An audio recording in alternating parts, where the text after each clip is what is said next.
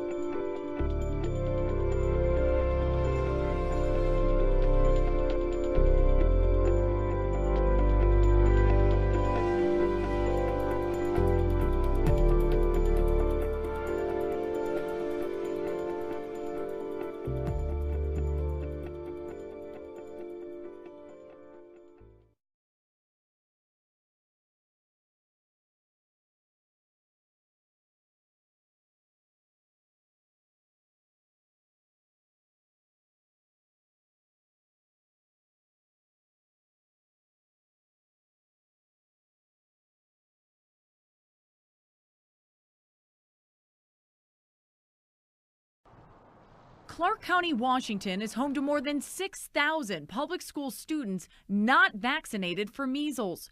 23 cases of the illness are now confirmed, and that number could explode. Public Health Director Dr. Alan Melnick. We have not seen any cases in vaccinated people. The disease is so highly contagious that if one person has it, a person close by who has not been vaccinated is 90% likely to catch it. When you have measles, you spread it through the air. So the person with measles can leave the room, and 2 hours later, the disease can be transmitted. Over the last month, those infected told health officials they had visited the Portland International Airport, a Trailblazers home game, Costco, and IKEA stores, potentially exposing thousands. Doctors now worry the virus will spread to other hotspots across the country in large metropolitan areas like Seattle, Phoenix, and Detroit, where families can decide not to vaccinate their children due to personal, religious, or medical reasons. What we're seeing here is preventable, and if we have one child die of this, that would be a tragedy. Go. California resident Kelly Kruger wants parents to know what's at stake.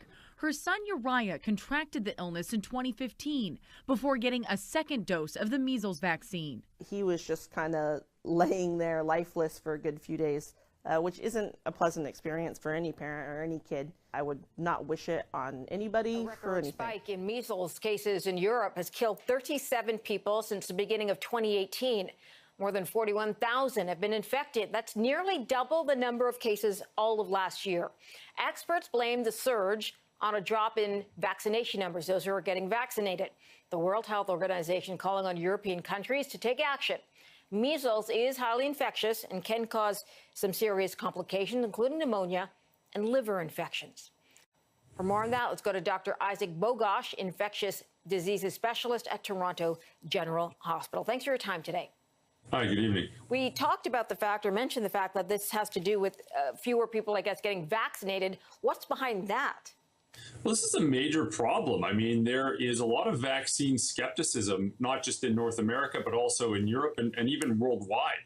So infections that really should not exist in communities are starting to make a comeback as fewer people are being vaccinated. We're just not protected against these as we were, let's say, 10 and even 20 years ago. So infections such as measles, and we're seeing, it's part of a much bigger issue. Other infections like mumps, we're seeing more and more outbreaks of this what we want globally. To know, Dr. Nandi here, were the children that were hit by this, were they immunized? Brian, so of those 16 confirmed cases, 14 of the kids were not immunized. The other 2 were unverified, so we don't really know if they were or not. But I'm really not surprised the number of kids infected is growing, because measles is super contagious. It's spread through breathing, coughing, and sneezing. And get this, the virus can actually hang in the air for about 2 hours after the infected person has left that room. So that's pretty amazing. Well, anti-vaxxers are now seen as a top threat to global health. And why is that? Samir, the reason why is that vaccines exist to do one thing, to save lives. And the World Health Organization says that every year between 2 and 3 million deaths are prevented worldwide, which to me is amazing. But that number could be a lot higher. Possibly another 1.5 million deaths could be prevented if vaccine coverage improved. Now, the World Health Organization has named vaccine hesitancy, meaning that folks who are reluctant or refuse vaccinations, as one of the top threats to global health in 2019. And that's because not getting vaccinated could reverse the progress that's been made in really stifling vaccine-preventable diseases like measles. And globally, measles cases are spiking by 30%. And countries that were once close to eliminating this virus have seen a rise in case numbers. In Clark County, where the outbreak began, 1 in 3 students go unvaccinated. The problem's so widespread, the World Health Organization is calling the refusal to vaccinate one of the biggest threats of 2019, right behind Ebola. And tonight, doctors say even vaccinated adults could be at risk.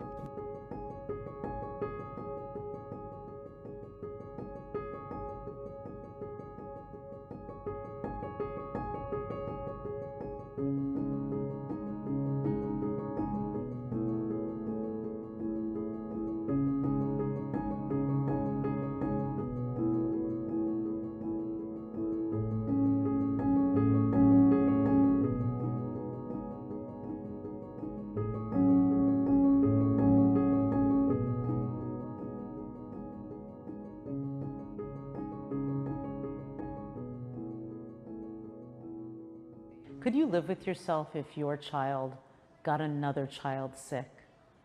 I mean, really sick, had complications, even death? I could live with myself very easily. It's a very unfortunate thing that people die, but unfortunately people die.